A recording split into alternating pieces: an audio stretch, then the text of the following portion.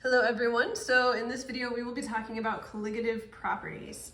And colligative properties are basically properties that depend on the concentration of particles in a solution but not the type.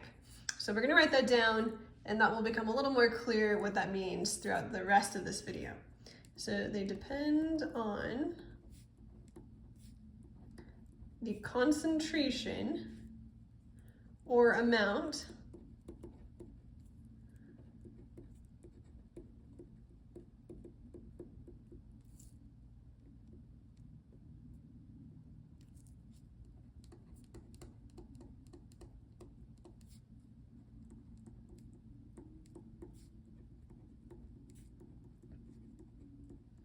Okay, and make sure that you know this definition. Understanding this will help you on tests and quizzes and things like that. So there are several colligative properties. We're going to talk about two of them here. One is called boiling point elevation. So what that means is that anytime we add a solute to water, it's going to raise or elevate the boiling point of water. So adding any solute to water, as long as it actually dissolves, will raise the boiling point. To understand why that is, think about how water molecules are attracted to each other. So in order for them to escape the liquid phase and become gases, you have to break those attractions. When you dissolve something in water, if it dissolves, that means the water molecules are also attracted to that solute. And so when you try to evaporate or boil the water, it's going to be even harder because the water is now sticking to that solute as well as to itself. There's another colligative property called freezing point depression, which says adding any solute to water will lower its freezing point. So it's the opposite effect.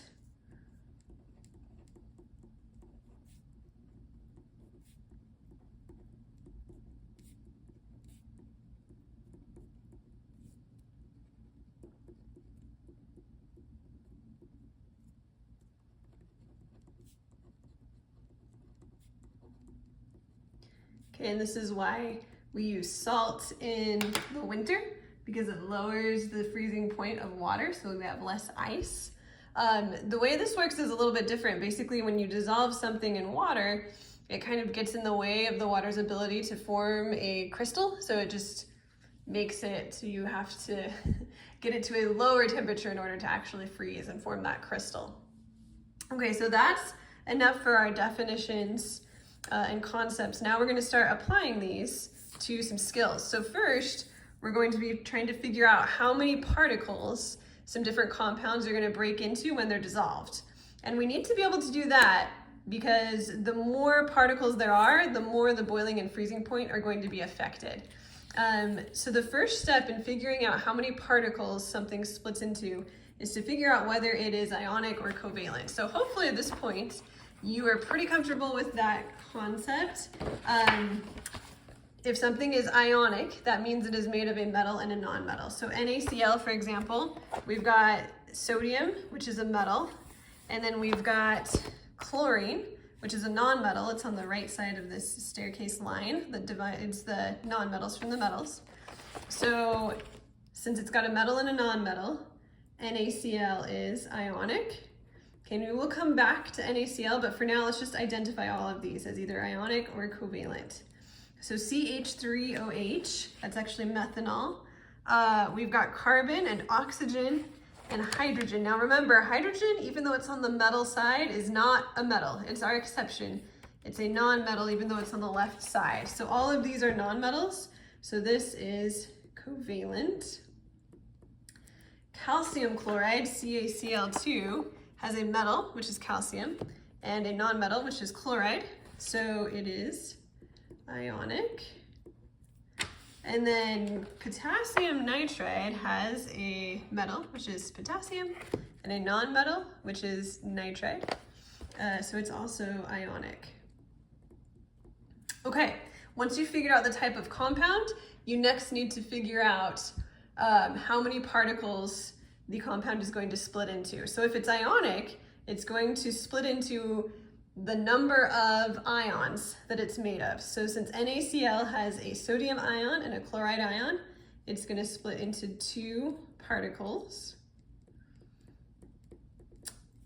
If something is covalent, it's not going to split into particles. It's not going to ionize. It's going to stay as one molecule. So covalent, every single time, no matter what, will just stay as one particle. Ionic, CaCl2, this one has 3 ions. It's got 1 calcium ion and 2 chloride ions. So it will be 3 particles. And then K3N is ionic and it has 4 ions. So it would be 4 particles. Okay, now what we just did in this problem is going to help us in the next problem, where we have these same compounds, but now they're dissolved in water, and it's giving us a concentration. We haven't learned about units of concentration yet. This is kind of a weird unit called molality. Don't worry too much about it, just know the little m means molality. It tells us how concentrated these solutions are. So we're putting the same amount of each of these compounds initially, but then each of these will split into a different number of particles. So to figure out which one has the highest boiling point, we just want the one that's going to split into the most particles. So let's just, from up here, let's just write down how many particles each one split into. This one was ionic, so it was 2 particles. This one was covalent, so it was just 1 particle. This one was ionic, and it was 3. And this one was also ionic, and it was 4. So the one with the highest boiling point would be the one with the most particles. Okay, last example. This one's a little bit different because, first of all, we have different compounds. Second of all, we have different amounts for some of these. So we'll deal with the amounts in a second. Let's first figure out whether these are ionic or covalent. So FeNO3, that's iron nitrate. Iron is a metal, and nitrogen and oxygen are nonmetals. So this one is ionic. Let's also figure out the number of particles. Now this one's a little bit weird. When you look at this, you might think, okay, this looks like it's made of like 13 atoms, so maybe it's 13 particles, but that's not quite how it works. If you have a polyatomic ion, remember polyatomic ions stay together. Like this NO3, it's not gonna separate from itself. So instead of having like 13 particles, this compound will actually have 4. So there's 3 of the nitrate ion, again, that's one of these on this list, and 1 of the irons, that's 4 particles total. I'm just gonna write a 4 there. This one we've seen before, it's covalent, so it's just gonna have 1.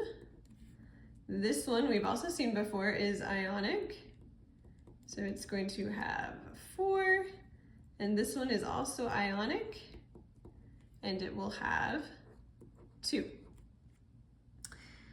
Now, we have several different numbers of particles, but we now have to take into account the different concentrations.